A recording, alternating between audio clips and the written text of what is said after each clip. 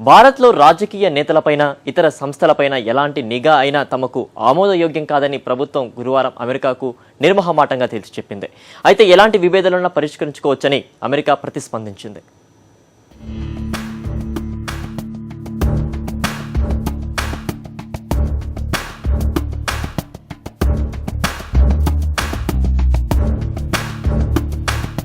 భారత పర్యటనలో ఉన్న అమెరికా విదేశాంగ మంత్రి జాన్ కెర్రీ భారత విదేశాంగ మంత్రి సుష్మా స్వరాజ్తో సమావేశమయ్యారు. వాణిజ్యం, రక్షణ, ఇంధనం సహా పలు కీలక అంశాలపై చర్చించారు. బీజేపీ నేతల కార్యకలాపాలపై అమెరికా జాతీయ భద్రతా సంస్థ నిఘా పెట్టినట్టు వచ్చిన వార్తలను కెర్రీతో ప్రస్తావించారని సుష్మా చెప్పారు.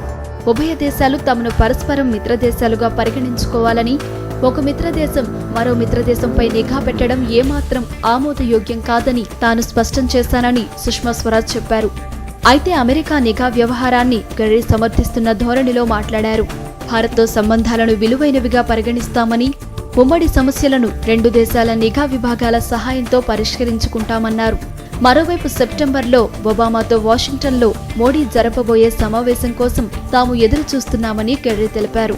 గుజరాత్ అల్లర్ల అనంతరం 2005లో నరేంద్ర మోడీకి అప్పటి ప్రభుత్వం వీసా నిరాకరించారని, ఇప్పుడు తాము మోడీకి ఘన స్వాగతం పలుకుతామన్నారు.